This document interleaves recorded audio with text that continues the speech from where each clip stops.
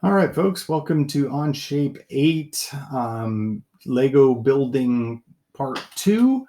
For as long as it took and as drawn out as it was to finish this 8-tab piece and this base that you made last time, this is going to be a lot quicker and easier.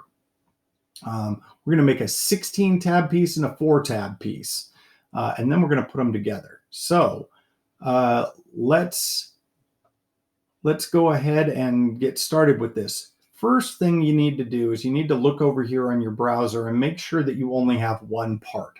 If you have more than one part, what probably happened is you didn't just add, you created new parts in an extrusion. Extrude 1, if I double click on this, is always going to be a new because you're creating something that wasn't there before. So you're creating a new part. Beyond that, if I go to extrude 2, for example, and double click on that, hopefully it says add. If you see more than one part, it probably means that you had accidentally chosen new, which means that, see how you're making multiple separate parts here? So I don't want to do that. I want to add to that.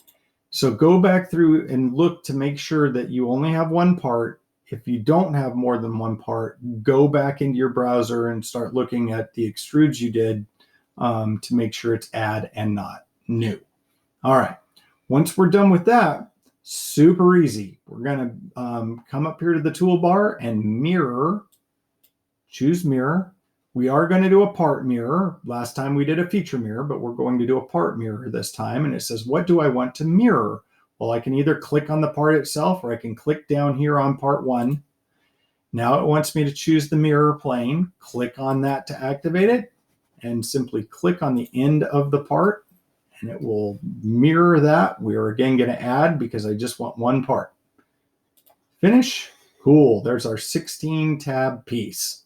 Now, I just realized that I was supposed to, at the beginning, I was supposed to save this and duplicate it, and I forgot to do that. So I need to go back and make sure, and before we do anything else, I'm going to duplicate this by right-clicking on the tab down below at the bottom and hit duplicate. Get myself out of the way for a second. And now I have a copy of 8-tab. Now watch this. I know you're thinking, well, wait, you have two at the same part. Don't worry, we're going to fix it. So in the one that I made a copy of, I'm going to right-click on that, rename it, and let's call it 16-tab. Now I know what you're thinking. You're thinking, but Mr. Klatt, now you have two 16-tab parts. You're right, I do, but I'm going to go back to my 8-tab one, and what I'm going to do is I'm just going to delete stuff until I get back to my original part. So I'm going to delete the thing that we just did, and we're back to our 8-tab piece. All right, now back to the 16-tab piece. Click down here on the bottom. Now we have a problem because it's supposed to be hollow and shelled all the way, but we now have this part in the middle that we need to get rid of. So the easiest way to deal with this is we're going to sketch on this surface. Again, I like to make sure my view is perpendicular, and we're simply going to draw a rectangle that goes from this corner. Make sure it's got the little square that shows up. Click to that corner. Click. Okay. Notice that the lines are black because it's already held to those two corners. We're going to finish that sketch. And now we're going to, I'm moving it a little bit so I can see what I'm doing. We're going to extrude that profile that we just drew, but this time instead of adding it, we're going to remove. Now I could do the math, I could figure it out, I could measure, or there's a slick way of doing this, which is instead of a blind depth of a distance, there's a drop-down menu that says you can go up to a face. I'm going to choose that, and then I'm going to choose this face right here, and that is the depth that cut will go. So pretty slick. Finish, and there is our 16-tab piece. Cool. All right. Let's make this a different color. I believe it will still have the material from the first one because we copied that. So yep, still ABS, great. But let's make it a different color. Edit appearance for part 1. I'll make this, I don't know, let's make it like a gold. Yellow just doesn't show up very well. Maybe orange. I'll make it orange. You can make it whatever color you want. It's your piece. All right, so there's our 16 tab piece. Now let's talk about making the 4 tab piece. And go back to my 8 tab where we started. Now this time I'm going to cut this instead of mirroring it. We're going to slice it in half. Before I do that, I need to get rid of the shell. Now this time I'm going to be smart and I'm going to duplicate this before I get started. So I'm going to come to the down here and duplicate. Now again, I have 8 tab copy 1. I'm going to go to that one by clicking on it, right click and rename it. And I'm going to call this 4 tab. Okay, now it's not 4 tab yet, but it's about to be. In order to get going on this, first of all, so I don't have to extrude something like we did on the last piece, I'm just going to get rid of this shell by deleting it from the browser. Right click and delete it. Okay, that way we can reapply the shell after we've cut it. So here's how to cut this thing in half. First of all, I have to have something to cut with. So we're going to make what's called a mid-plane right through the middle of this thing. Here's how to do mid-plane. Up here in your toolbar, you've done it before, is plane. Click. Now, instead of an offset plane, there's a drop-down menu that you can click on. And what we want is a mid-plane. So make sure you've chosen mid-plane. It says, what entities do I want? You can put a plane in between any 2 other parallel planes. So we're going to choose those 2 parallel planes by choosing this end. And then we're going to rotate it around and choose that end. And that will put a plane right through the middle of this part. And that's what we want. Go ahead and finish that for plane 2. Now the second part is kind of cool. What we're going to do is we're going to take this part and split it into 2 parts. So up here is split, right? Middle of the toolbar. We are going to split a part. Okay, and it says what parts or surfaces do we want to split? Well, we want to split this part. Click here or click on part 1.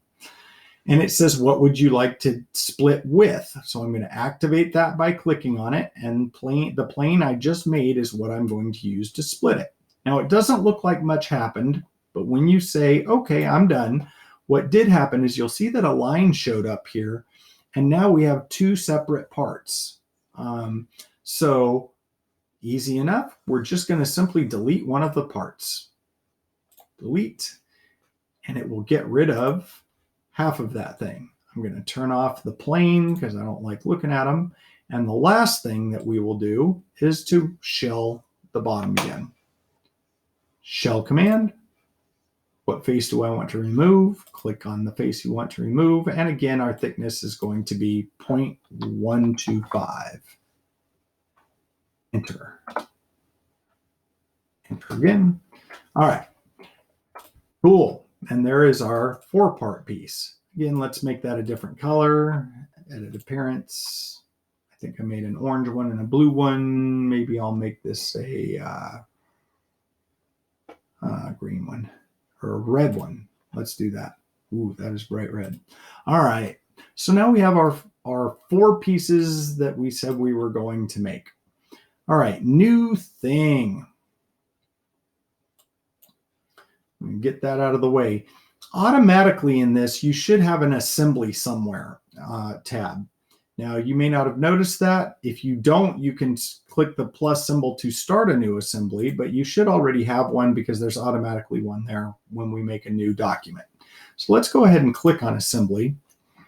It's going to be pretty basic today. We're not going to actually hold anything together. All I want you to do is to put your 4 pieces into one assembly. So here's how we're going to do that. We're going to insert, okay, and we're going to insert the 4 pieces. Now I have an extra one because I did this before I started making studios. So I'm going to insert that. Now it shows up and you can move it around and then click to place it. And then we're going to insert the others. I think I can click on all of them.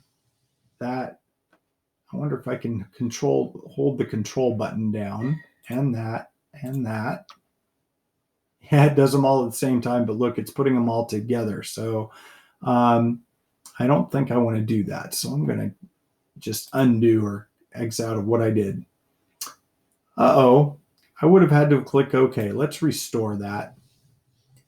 Okay, so they all came in. We could have put them in one at a time, but I can actually grab them separately as long as I'm grabbing the biggest one. Now this happens sometimes too, where if I double click on a part, it will give me these little arrows that I can pull things around and flip things around and all sorts of stuff like that. So for now, all I want you to do is just have your parts. I'm not sure why those two are connected together. That was a little weird. Oh, because I'd selected them both at the same time. So have all 4 of your parts in one assembly. Take a picture of all of that stuff, and that is what you're going to turn in. Next time, we're going to talk about how to actually lock these things together and use assembly constraints. All right, hope that was fun. Hope your Legos look cool. Have a good one.